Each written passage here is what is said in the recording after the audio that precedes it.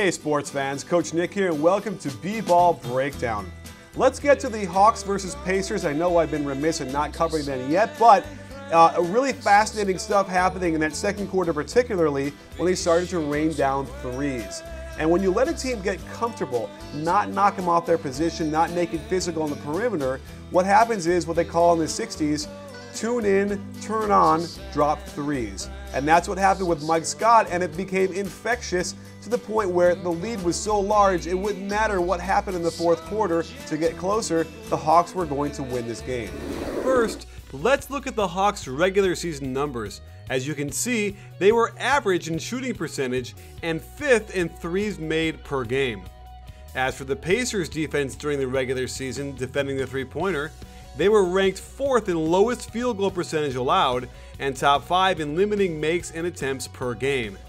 So a good three-point defense in Indiana goes up against a team that ranked 5th in three-pointers attempted per game. Something's got to give, and that something is in the form of made threes by the Hawks. And let's look at where the Hawks have been getting their threes. In the regular season, they got the most threes on the right wing and had the best above the break percentage there. The left wing wasn't as good and they were below average from the left side. But looking at the playoffs, the Hawks have feasted on the left wing, nailing over 55% of their shots from there, which is way above average for the rest of the playoff teams. Rather than bench Roy Hibbert, Coach Vogel opted to have him guard Paul Millsap instead. So expect Coach Budenholzer to involve Hibbert in plenty of high pick and rolls. Stevenson does a really poor job getting around, forcing the switch, and Teague takes advantage. In the second quarter, the Hawks clearly want to exploit the slow-footed Scola. The Pacers play ice defense with Scola sinking down to contain the guard on the pick and roll. At this point, they're not too concerned with Mike Scott's shooting, happy to give up a long three with Scola running at him. But every possession counts in the playoffs, and while Mike Scott only shot 31% from three during the regular season, he's a pro, he's open, and now he's in a great rhythm. Remember, this is a great defensive ball club in the Pacers, and this possession shows it, where they ice the pick and roll perfectly on the left side, and Scola is doing his job one pass away, not helping, but occupying space to deter penetration. In normal circumstances, this is a good contest, but Scola simply cannot give him that much room after hitting two straight, and while this one banks in, you don't want to give him anything. Here's a little coach's porn for you. Mike Scott moves to set a ho-hum pin down for Kyle Korver, but suddenly Korver reverses it and sets the down screen for Scott. Scola cannot get there in time, and watch the net ripple. Coach Vogel got caught with his pants down with the matchups as Budenholzer went tiny with Elton Brand at center, 2 small guards and 2 shooting guards. No way Scola and Hibbert can keep up in transition, and no one is back to pick up the best three-point shooter in the league.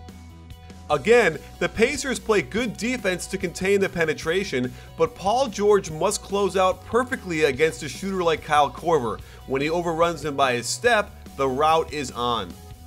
Because Mike Scott was allowed to get some irrational confidence, he's looking to pick and pop at every chance. David West is too slow to close out, and Scott nails another three. When a player gets hot from three, it tends to inspire his teammates to new heights, and since the game is already a blowout, there is a calm confidence with the Hawks. It doesn't help matters that Lance Stephenson decides to go under the screen on DeMarre Carroll, who shot around average from three-point land during the regular season. The Hawks run one of my favorite plays, screening the cutter before dribble pitching to him. Shelvin Mack, a below-average shooter from three, comes around full speed for the hop, catch, and shoot, and he looks like Ray Allen. In a real head-scratcher, Coach Vogel started Hibbert in the second half, again on Millsap. And again, the Hawks run the pin down for Korver, then reverse it as a pin down for Millsap. The Pacers defended beautifully by switching, but the problem is Hibbert is now guarding Korver, and on his closeout, the only job Hibbert has is to smother Korver and make him put the ball on the floor. Instead, he allows him to shoot and score the three. When guarding this Hawks team, the first effort is simply not enough. You must give multiple efforts, especially on Korver. George Hill sprints hard around the double down screen to take away the first shot, but Korver kicks it out and basically does a repost back to the three-point line. Hill's second effort is not nearly good enough. Again, the Pacers had plenty of great defensive efforts. Here, Copeland does a nice job to hedge and recover, but on the rescreen, Scott slips to the short roll, forcing Watson to bump down on him. Teague makes an excellent read to hit Carroll right on the numbers, and he even throws a hop in there after the catch to bury the wide open three. On many of these threes, you simply can't fault the initial defense, as the Pacers do a great job communicating on this flare screen, switching Copeland onto Mack to take away the shot. He even cuts him off on the drive perfectly and forces Mack into a last-second isolation. But Mack, so hot right now. Mack. Of course, the Hawks cooled down a bit and the Pacers made a late run, but with Copeland on Millsap in the post, they feel the need to double down. I really like this, except for the part where Hill is guarding his man one pass away. His only job, especially because it's Kyle Korver, is to stay glued to him. He should be at least 5 feet closer, and Korver nails the dagger. So there you have it, sports fans. You can't screw around in the playoffs with any amount of possessions, and the Pacers allowed the Hawks to get very comfortable on the perimeter. No pressure, no physicality, and if they insist on playing Hibbert, and even Hibbert with West together or with Scola together, it's not a good matchup for them at all. And I think the Hawks will gladly trade threes for twos. And eventually that's going to happen, is that they're going to go on a run, because make no mistake about it, the Hawks have averaged or scored at least double figures threes in every game. It was only a matter of time before those mismatches really crumbled and they went off to shoot over 50%.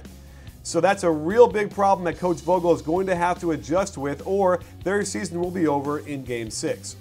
Well, lots more coming up. Stay tuned for it, and make sure you follow us on Twitter during the games. Great interaction there, on Facebook, here on YouTube. Subscribe, and don't forget, sports fans, at B-Ball Breakdown, we're not a channel, we're a conversation. You in?